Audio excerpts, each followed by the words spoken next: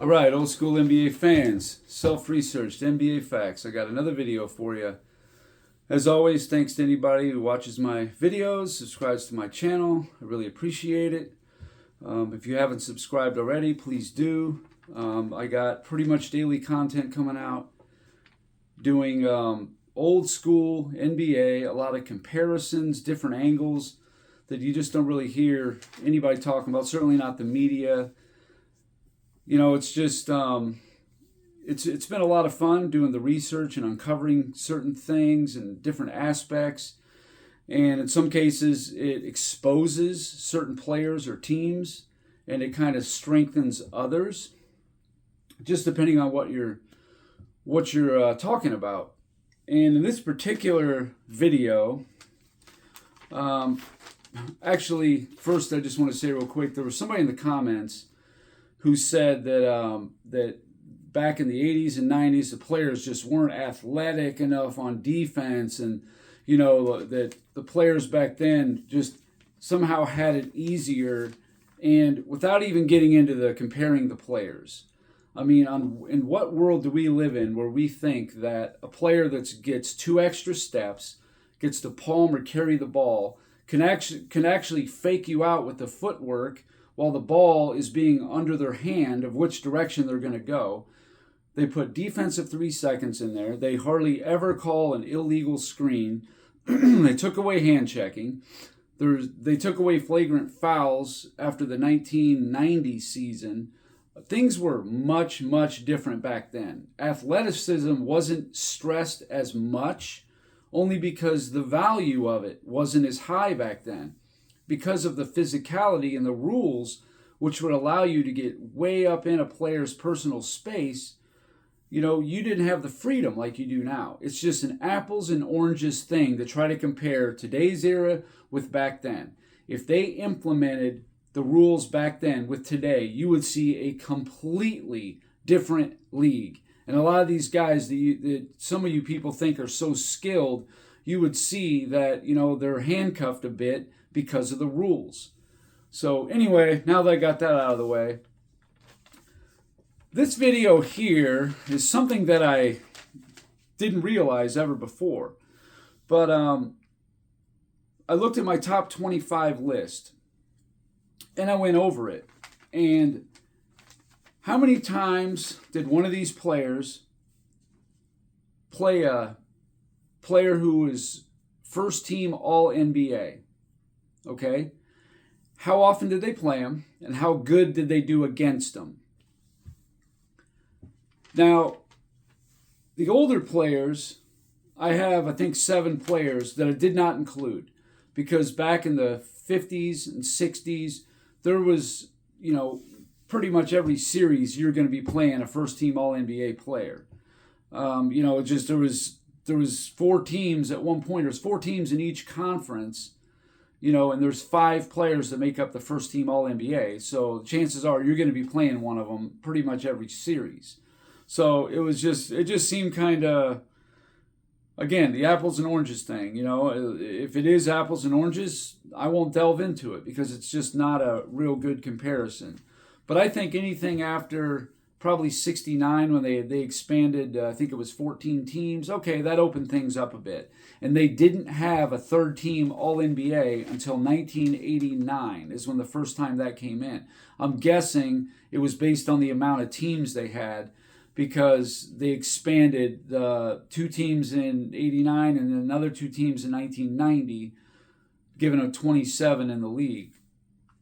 I'm guessing that's why they came up with the third team All-NBA. They still only had 2 teams of all defense all this time, though, which I think it's good. They should leave it alone. Okay, so let me just get right into it so you know what I'm talking about.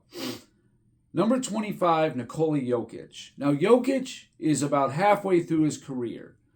So his numbers, you know, you take them with a grain of salt because he's still got a lot of career left. But Nikola Jokic only ever played 1 team in the playoffs that had a first-team All-NBA player on it. That's correct. I said it correctly. 1 team. and that was the 2020 Lakers, who actually had two players, Anthony Davis and LeBron James, were first-team All-NBA.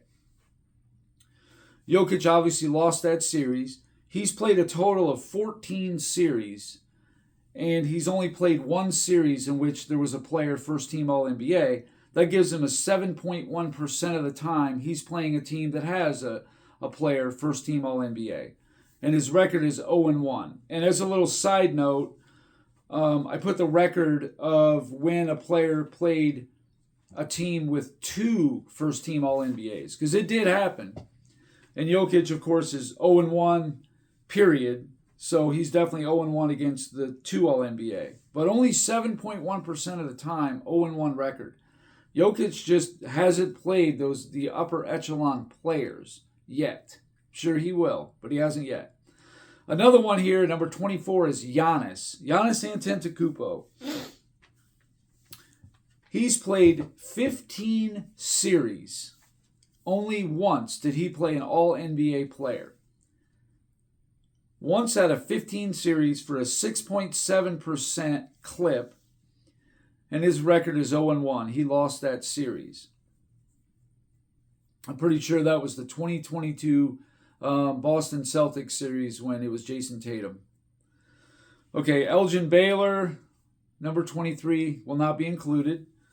Number 22, David Robinson. Now, David Robinson, for the first part of his career, whatever, he was basically the main star with role players, that kind of thing. But to me, that doesn't matter. He still had 55, 60-win teams. I mean, Dennis Rodman joined his team in 94 and 95.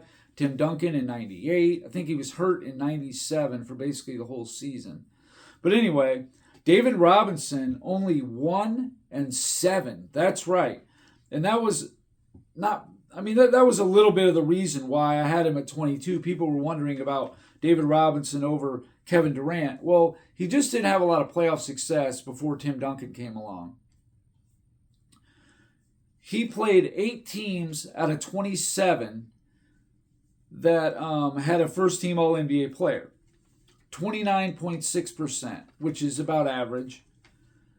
He did have 3 times, though, he had to play a team that had 2 first-team All-NBA.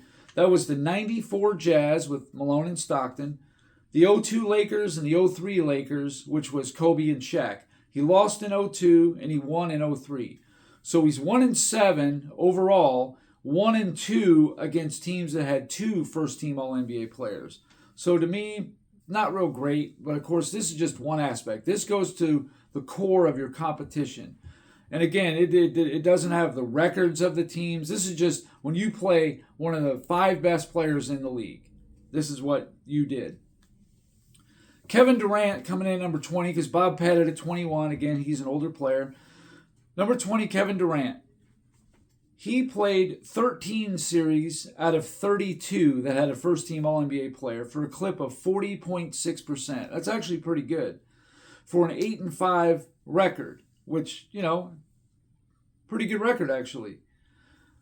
He never played any that had 2 first-team All-NBAs. Now, during Durant's career, especially when he was in the West, his first decade, most of the players, they'd get 9 or 10 All-NBA players out of the West. So that explains why, they played a lot of them. They were in there. But a lot of teams in the West had, multiple stars on them, like Westbrook and Durant and, so on. So I could go on and on, but I'm not going to waste your time with it. But Durant actually has a pretty good record. But again, he was on Golden State for a good portion of this. Kevin Garnett played a lot. This is something that I learned. Kevin Garnett played 15 teams out of 26 that were first-team All-NBA. His record was 5-10. No, it's not a great record. He did play 2 teams that had 2 first-team All-NBA. That would have been the 03 and the 04 Lakers with Shaq and Kobe. They lost them both. But he played a lot of them. His record isn't great, 5-10, but 57.7% of the time playing a first-team All-NBA player on that team is pretty high. Number 18, Karl Malone. 12 times out of 38 series for a 31.57 clip. He never played 2 first-team All-NBAs on the same team. He was 7-5. That's a good record. Karl Malone 7-5. So he played almost a third of the time he was playing a team that had first-team All-NBA player, and he beat some good players in there. He beat Shaq, he beat Kobe, he beat Duncan, beat Robinson, he beat Olajuwon, beat him twice, I believe. Number 17, George Mikan, too old of a player. Number 16, Oscar Robertson, too old of a player. Number 15, Steph Curry. Now, he did play a lot. And again, that was because the West had most of the good players, but a lot of them were, Damian Lillard and role players, James Harden and role players, until later on, down the road. But even still, we're going to keep it fair. This is what Curry did. I know he had Durant in the super team, but I'm doing everybody. In his 29 series, 16 of them, he played at least one player that had a first-team All-NBA for 55.2% of the time. His record is 13-3, really good. Super team or not. That's what he did. I know 2015 they played LeBron with the injured players and yada yada. But that's what happened. He never played a team that had 2 first-team All-NBA players. Number 14, Moses Malone. 10 times out of 22 series, he played a team of first-team All-NBA. A 6-4 record. Pretty good. He never played 2 first-team All-NBAs. Number 13, Jerry West, too old of a player. Number 12, Dr. J. 8 out of 28 series. 28.5% of the time for a 4-4 record, which, not bad. Never played a team that had 2 first-team All-NBAs on it. Number 11, LeBron James. Now, this one's very interesting. 11 out of 54 series for a 20.3% clip. And his record in those 11 series, 5-6, a losing record against teams that had a first-team All-NBA player on it. And again, this is just more evidence that LeBron James' competition overall was weak, very weak. In fact, the only players that had a lower percentage of the 18 that are on my list, because I took out 7 old players, is Jokic and Giannis, who are still active players who have only played about half their career. Everybody else on this list played a higher percentage of first-team All-NBA players on a team. What do you think about that? It's just another angle. You can tell people, well, LeBron's only playing first-team All-NBA players 20% of the time. That's a fact. Number 10, Shaquille O'Neal. 44 series he played in his career. 17 of them he played against first-team All-NBA player for a 38.6% clip, almost double LeBron. But his record is 12-5, much better than LeBron's 5-6. And Shaq was 0-1 when there was 2 players first-team All-NBA. That was the 96 Bulls, would have been Jordan and Pippen. Number 9, Tim Duncan. Here's another one. I know a lot of people like Tim Duncan, and I do too. But he does have negatives. This, to me, is one of them. Not huge, but it is a negative. In his 48 series in his career, he played 17 teams that had 1 player or more first-team All-NBA for a 35.41% clip. Now, that's pretty good. That's probably a little above average. But his record is 8-9. 8-9. Now, he did have 3 series in which he played 2 first-team All-NBA players.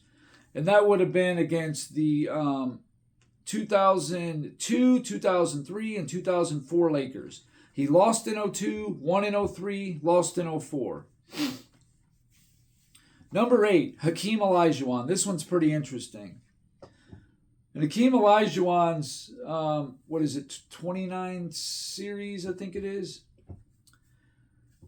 Yeah, 29 series. He played 10 teams that had at least 1 for a 34.5% clip. Again, a little above average. He was 5-5 in those 10 series. But here is the really, just tremendous stat for Hakeem Olajuwon.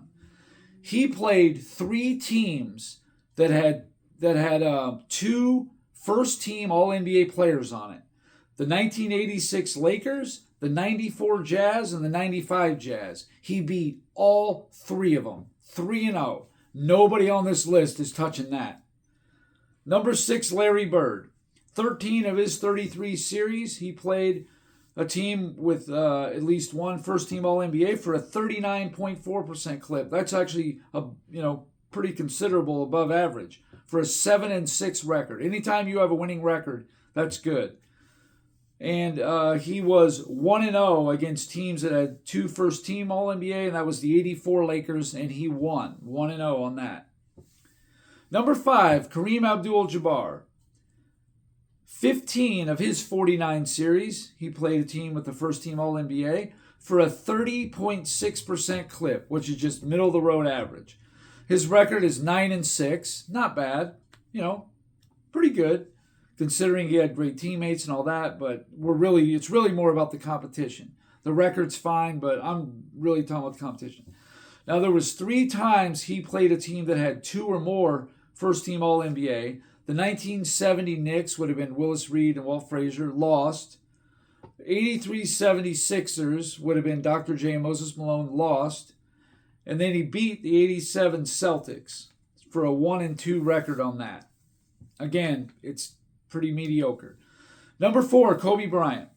19 of his 43 series for a 44.2% clip. His record is 11-8. Not bad, pretty good. And he was 0-1 when he played a team that had 2 first-team All-NBAs. That was the 2007 Suns, would have been Nash and Stoudemire.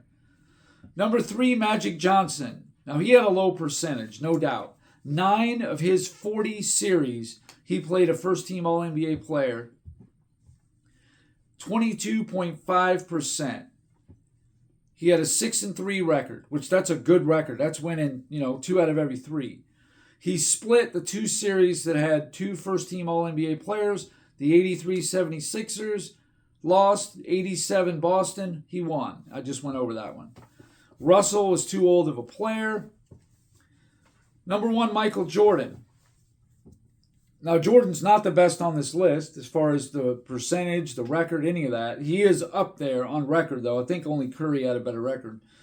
But if his 37 series, 13 of them, he played first-team All-NBA player on the team for a 35.1% clip. That's a little above average. His record was 10-3. Really good, like you might imagine. He had one time where he played 2 teams first-team All-NBA. That was the 87 Celtics, and he lost. So if you take that away, he's 10-2 against whenever he played just 1, which is a tremendous record. That's even a better percentage than Curry. But anyway, that's that's the list. That's about gonna wrap it up. The 2 things I take away is Hakeem Olajuwon 3-0 against teams that had 2 first-team All-NBA players on it. And the other thing is LeBron James, once again, underwhelming. Except for the 2 active players in Giannis and Jokic, he's got the lowest percentage of playing first-team All-NBA players. That's a fact. 20.3%. He never played a team that had 2 first-team All-NBA players, and he had a 5-6 record. I'm just saying, if this is the greatest of all time, these are the kinds of things that you come back with and say he can't be. He doesn't even have a winning record against teams that had a first-team All-NBA player. No, that disqualifies him right there in my mind. But anyway, that's it for this video. I'd love to hear anybody's thoughts on this. That's it. Thanks for watching, and until next time.